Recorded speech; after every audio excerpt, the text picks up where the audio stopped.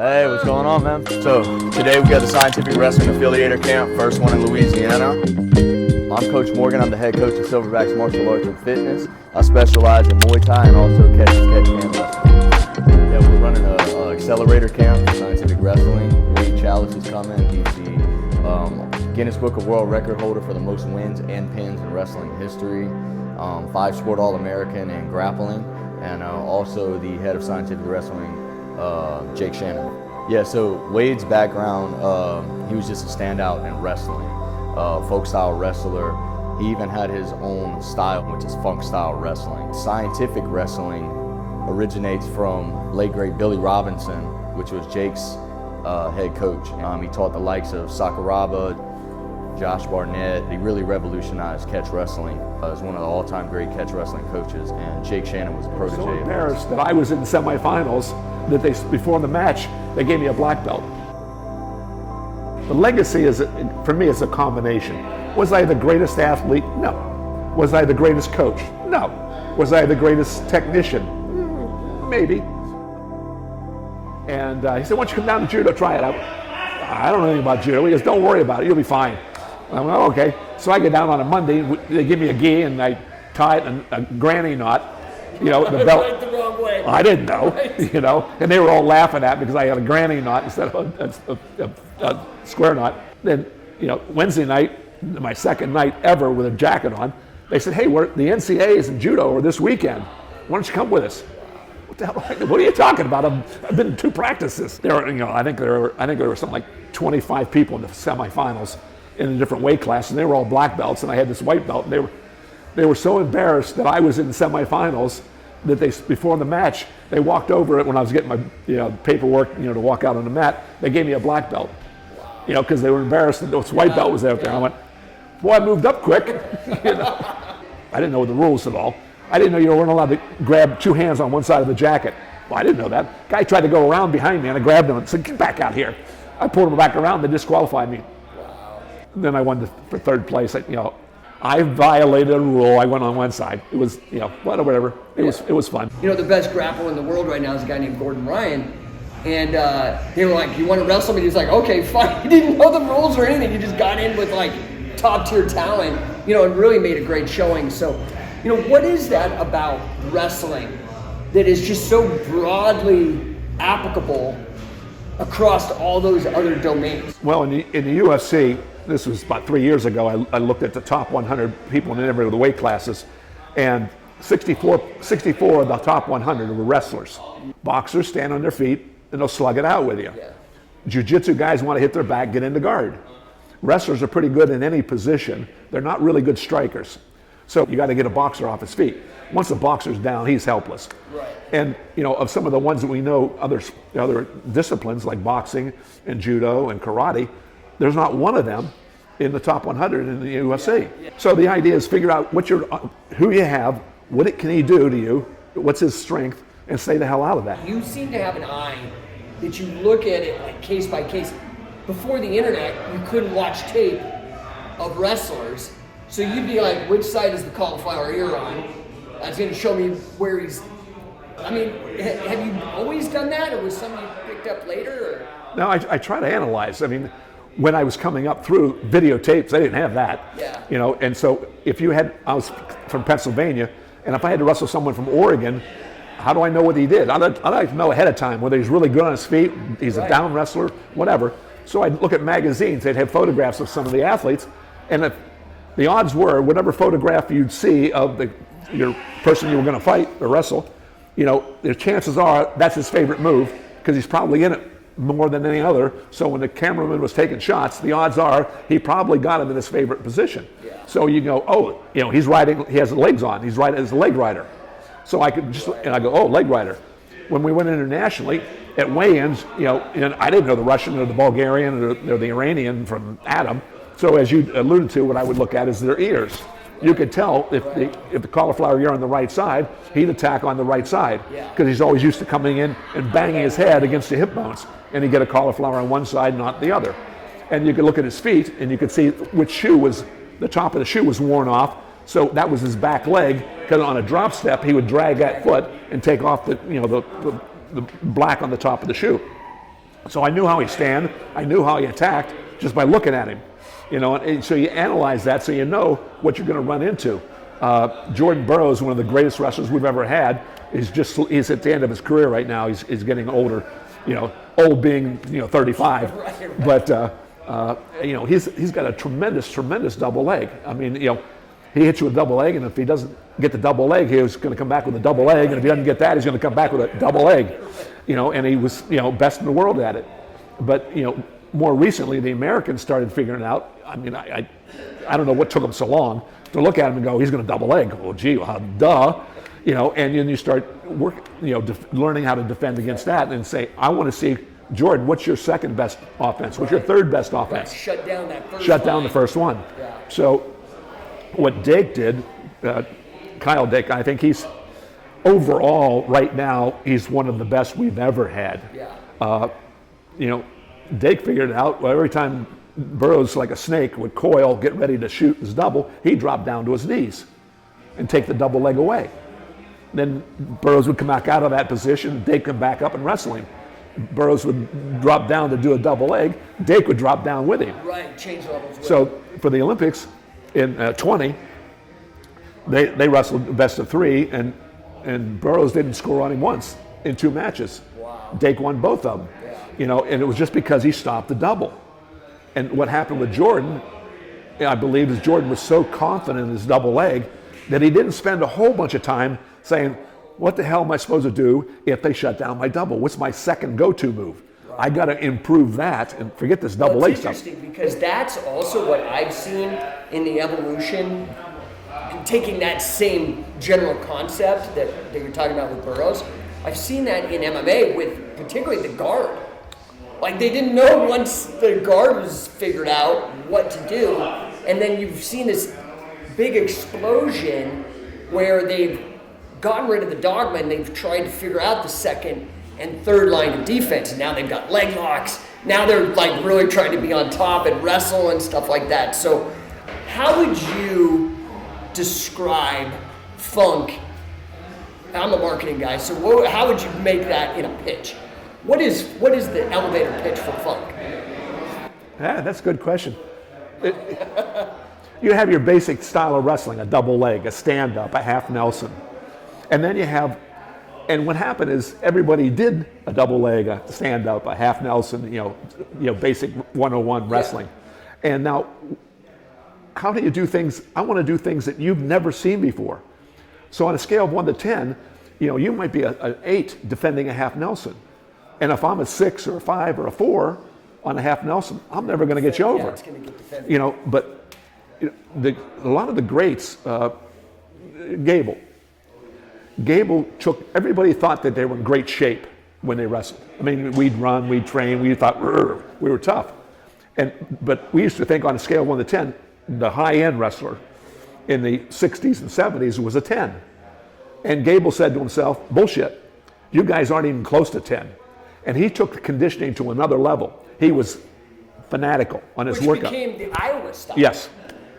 And he taught that to the Iowa team. And then for 20 years, they dominated college wrestling on conditioning. Because a Maserati will lose to a Volkswagen in a race when the Maserati runs out of gas. Right. And that's what Gable would do. He'd stay in there and he'd run you out of gas till your tongue was hanging out and you turned blue, and he'd roll you over and pin you. I mean, the Maserati doesn't go very far without gas. It's funny because there's that, which is the gas, and then the Schultz brothers were just choking people out and rolling them over. Well, coming into that, yeah. So Gable was great, not because he had this double leg or half Nelson from hell. He'd just run you out of gas, and when you couldn't stand up, he'd roll you over. So you saw these deficiencies. Yes. And you decided to develop that as an approach. Yes. Which is Funk style wrestling. Well, when I started, I do the unique things. You had to pick up an ankle when you're riding a guy back in the 60s and 70s. And I said, why am I back there? Look at the size of your thigh, your hips, your buttocks. That doesn't make sense. What am I gotta hang on to your leg? Yeah, you're supposed to do that. Bullshit. I want to be up in your head. I want to be up in your shoulders and your throat, where your blood's going, your oxygen. I want to shut that down. I could do that if I get up and, no, you get back on his leg, Schalles. No. So you're thinking of biomechanical advantage, Yes. like leverage and torque and science. So when I get out up in the head and I start rolling people over, and everybody go, that's garbage wrestling. Because it was so unique and so different. Right. But strategy in my head, I was going, it's 2 + 2, it's black white. Well, and the other thing I think you did that was strategic that became kind of a folk style thing, and we've talked about this like a million times, that, dude, I could be behind on points, freaking ridiculous amount of points, and I pin you and I win. It doesn't matter. What are you bothering with? That pinning is just strategically superior. Well, I mean, that seems like so indicative of your style. Additionally, right? Like, well, I went. pinning. Pinning was everything. If I would wrestle Jordan, which I'm not going to wrestle Jordan. There's too many years difference. But Burroughs can get his move 10 times on me. Right. I get my move once, it's over. Right. I pin, match over. So I only have to do something right once. He has to repeat the same thing just to rack up the score. Which is smart how you teach too, because you teach backwards. Yeah. With the most important the finish, or the pin, or the finish. you Pin teach backwards, that back out. backwards. So when I started, it was garbage wrestling. He's garbage. No, don't do that. And then after enough years, well, he's funky. So they changed the word garbage to funky. Wow. And so they were upgrading me to funky instead of garbage wrestler. Garbage was really demeaning. And then a couple years later, funky, funk. We'll call it funk wrestling. So I took from garbage to funky, and then I took the Y off of funky to funk. So now everyone's doing funk wrestling, which is just basically, it's just the definition of funk is opened up wrestling. I mean, anything goes. Yes. My attack in the head, the legs, should I roll him over? I don't know how to do it. It was an epiphany for me because I'm a long, lanky wrestler. Yeah. And all of my wrestling coming up was taught for guys that are like 5'6". And I couldn't, I'm like, dude, I can't change my levels like that. I can't, I'm just getting hammered. Guys are beating me. And when I stumbled on your approach, it was just like the clouds part of it was like, oh my God, why didn't I find this earlier? Why do you think that you're not as well known in wrestling as I think your record says that you should be better now? Rocky Marciano, who knows him today? I mean, you know the name, but it's not Muhammad Ali. Right. It's not Tyson. The latest greatest is the new thing, and people know that name. And you forget who the original fighters were, original race car drivers. When you look back at Mario Andretti and what he did, versus what are some of the today drivers. Yeah, I don't follow the sports. Whatever. Yeah. It's just I'm older now, but of all the older guys, I mean the Danny Hodges, the Gray Simons, Bill Cole. I mean, these are names that no one ever, today no one knows. Right. Well, that's just, I think that's nature. No one knows Tesla. Right. They know the car, but not the story of the dude. They think Elon Musk, not Nikola Tesla. Right. Yeah. So I think it just happens over time. But my job is to keep my name alive by doing clinics, writing, speaking, getting around people. And I wasn't the best wrestler, but I was a damn good wrestler. I mean, it depends on the metric. It Depending on the metric. The metrics. We can make a good argument for you being a really, if not the best. I mean, you are for sure America's greatest pinner. I mean, I don't think there's any doubt about that. I mean, they've got awards, like there's the Hodge Trophy, there's the Schalles Award. But what I was alluding to with the Olympics was that, you look at somebody like Dan Gable. I say wrestling, amateur wrestling, people, that it's just the brand association's right there. Maybe you could just briefly go into what happened with both Olympics, right? 76 and 80. Yeah. Right? You beat everybody at Worlds. Yeah, I won the Tbilisi tournament in '76. That's Russian's national tournament. People may not know how intense Tbilisi. Tbilisi was far better than the Olympics, because at the time Russia was number one in wrestling, only because they did it all the time, and they were paid by their military. Right. if you were an athlete in any sport in Russia, you were on the military. And your full-time job was to train in wrestling and get paid by the military. So in America, I had to hitchhike to national championships. I didn't have any money. We didn't get any money like they're doing today. And the Russians were paying paid. You didn't have any of No, that. I didn't have that. I was born in the wrong decade. Damn. But so you go to Tbilisi, there were 30 Russians in your weight class. And probably if they were allowed to all go to the Olympics, they would take the top. These are like professional athletes. They would take the top 10 spots in the Olympics. But they could only send one to the Olympics. But in Tbilisi, I pinned everybody there. I pinned 3 world champs in Tbilisi, and I was seeded number 1 in '76 in the Olympics. And in the trials I won the Olympic trials, and then in wrestle-offs, I broke my neck against Stan Desic. Desic went in my place. He took the bronze, did a great job. He was a great athlete too. But I was seeded number 1, and the people that beat him, I defeated in Tbilisi. So you got your neck broken in '76. How long does it take you to heal up, get back? I got back in 6. It was the most minor break, but still a broken neck's a broken neck. You don't want a spine injury or anything. Yeah, that's not a good idea. Yeah. So anyhow, then a year later, '76, I won the World Championships, had all pins, and was named the outstanding wrestler in the world. Wow. And then in '80, I was coaching at Clemson University at the time, head coach, and I was preparing for '80, and I won 7 of the regional trials, and I had 32 pins out of 33 matches in those regional trials, and I was ready to go to the final trials. And that was the time when President Carter said, we're not going to the Olympics. We boycotted the Olympics, when it was in Moscow. And so, it takes care of my 2 Olympiads. Was I going to hang on to '84? No. Was that the moment you decided you were a Republican? Yeah. They invite, and then President Carter invited. I'd be pissed off, dude. I'd be so Carter mad. invited everybody to go to the White House. Your whole life to go and work on this thing, and some bureaucrat in D.C. says, we're not going to go. I got a letter from President Carter. You're sorry, but here you got to come to the White House, have dinner. So he had a dinner, state dinner for all the athletes, as a I'm sorry, dinner. I was disrespectful. F you. I sent it back to him. Wow. Well, I mean, it's very thoughtless when you actually understand the amount of sacrifice. It did nothing to upset the Russians. Yeah. All they did is won more gold medals. Right. So, you really taught them a lesson, Mr. President. And it was just, I don't think it was the right thing to do. But, that's beyond my pay grade. But I know, see, in our sport, it's not like, well, I'll go to the NBA, I'll go to the NFL, I'll go make money. In wrestling, there was nothing like that.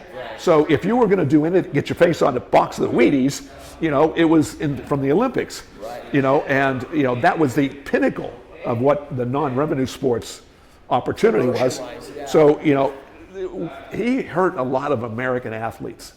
And I don't think he achieved anything politically. Like all these lockdowns, how it hosed all the athletes and their potentials of getting scholarships and the short amount of time that you have. So one last thing, I want to talk again about your legacy, and we were talking about this earlier too. A project that we've been working on, and this is an idea of yours that you've had for a long time, but you have this idea of a black belt in wrestling. Yes. Which I think today is more applicable than ever because of mixed martial arts and because of the dominance of wrestling in mixed martial arts. But when we say martial arts, we think black belt. And for me, I love this because how many guys medal at a tournament? Like a handful, but how many guys are there? And they're all like assassins, like really dedicated their lives. The black belt allows some measure of contribution, time spent, effort. Absolutely. Well, so how did you come up with that idea? Was it because you were doing judo, sambo, all these other martial arts, and you're like, why not? Or? Well, as we started this conversation, I'm a student of the game. Yeah. I analyze, I think, I lay in bed at night, my mind just doesn't shut down. And I studied historically with my majors, undergraduate major was history. And I have a great respect for where we are today is what happened before. We're going to repeat a lot of times. Yeah, like a cycle. And I started looking at just all the different sports, the combatives, And I found that wrestling was the first ones to have belts. The belt system today that we all know, karate, judo, jiu-jitsu, and so on, came from wrestling. Like ancient wrestling. When you go back in the tombs of Egypt, and you'll see wrestlers fighting, etched on the walls. And they had some sort of they're nude with a belt. Now the belt was originally put on for betting purposes. There was a black belt and a white belt, and so I think the guy is the blonde hair, ankles. like an anklet. I think the guy with the blonde hair is going to win. Right. So after it was over, I won. Well, no, I won. I said the blonde guy. No, I said the blonde guy. So there was arguments. So they said, oh, screw it, we'll stop this. So they gave them belts just to identify black team, white team, or whatever. Right. So now you could do that for betting. And then, but all the belts back then were cotton and they were white. So the more times that you spent on the ground rolling around, the darker, dirtier your belt got. So you would give the most respect to the guy who had the dirtiest belt. Right. What do you want your legacy to be? The legacy is when you put everything together. How great was the man? Dan Gable's probably one of the best coaches. Cale Sanderson today, one of the greatest. I can name some outstanding wrestlers that did extremely well. But when you average out all the things that you can do in the sport, I'm very successful as an author, a writer, either technical manuals for wrestling or even fiction books. So Wade is skilled in a lot of areas, and that I think translates into when I'm old and gone. I'm kind of getting old now. I'm in my 70s.